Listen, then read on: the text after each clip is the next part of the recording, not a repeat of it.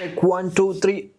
The curious case of app subscriptions. Imagine you are paying 25,000 for a smartphone. Imagine the smartphone costs 25,000 and you are paying 25,000 for the smartphone and you take the smartphone home. Or is it you are only paying for an hardware? Almost everything inside your smartphone as in subscription. If you want to watch a movie, you want subscription. If you want to play any music, you want subscription. If your food want to get delivered more faster, you need a subscription.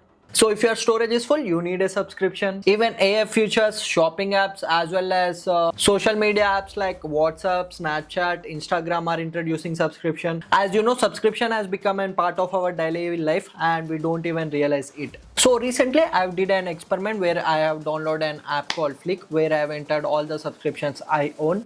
The cost was around, I was paying around 15k for all the subscriptions I own. So yeah, and it's quite expensive. That's when I started wondering like how did these subscriptions have become slowly integrated part of our life. So let us know. To be honest, in my opinion, subscriptions are everywhere, like every other app on your mobile phone as well as on your computer on this Macs need subscription. For Swiggy, you have Swiggy one. For Uber, you have Uber one, as well as for YouTube you have YouTube Premium. Also, previously you used to watch movies on cable TV as well as you used to watch your favorite shows on cable TV. Now you use 10 different apps to watch your favorite content, such as Amazon, Netflix. Like we are spending thousands of rupees on different OTT platforms. Even for these frames, I have to pay Lenskart subscription. In India alone, there are millions of paid OTT subscribers and that number continues to grow. And what is the interesting part is that suppose if you ask a random person like how many subscriptions do you own, they literally give you answers like 2 or 3. But the reality is that they own more than 3 to 4 subscriptions. And the sad part is that subscriptions have become so normal that we don't think them as in subscriptions.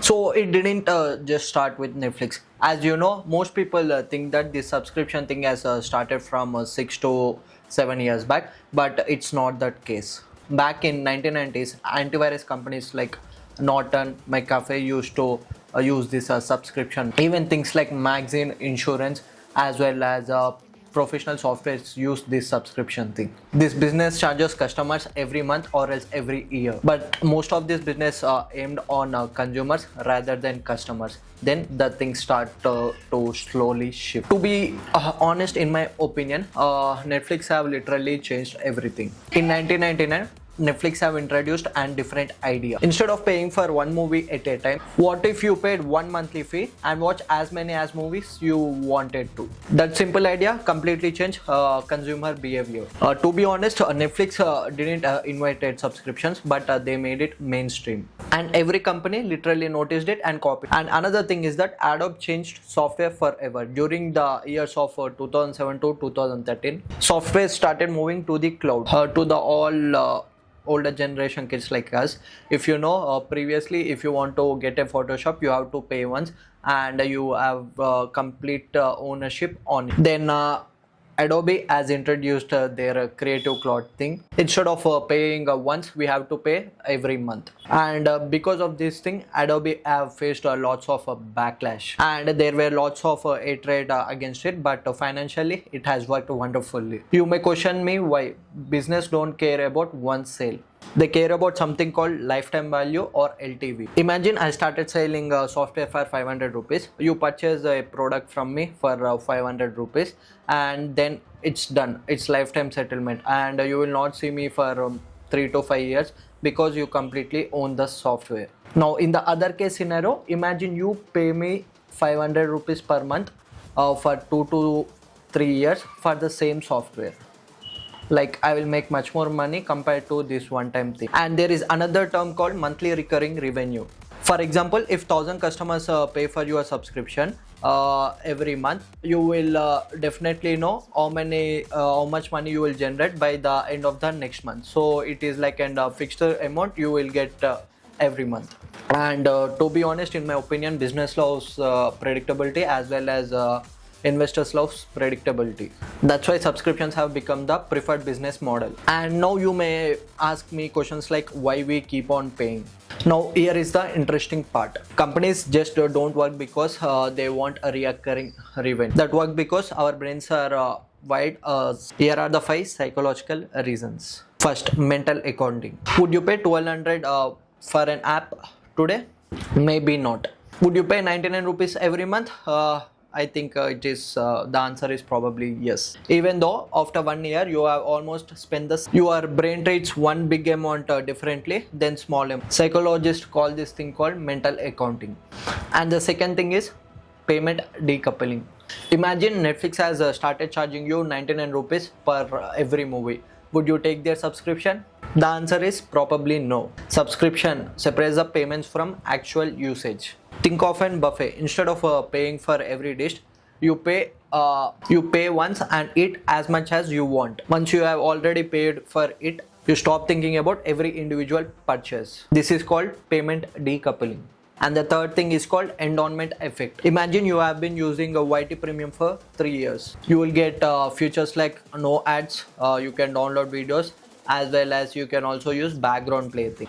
Everything works perfectly and you have suddenly cancelled it. After you doing that, nothing feels the same. Like you will get a kind of frustration in your head. To be honest, nothing changed except your subscriptions, but you have got attached to those premium features, so your brain acts differently, and this is called endowment effect.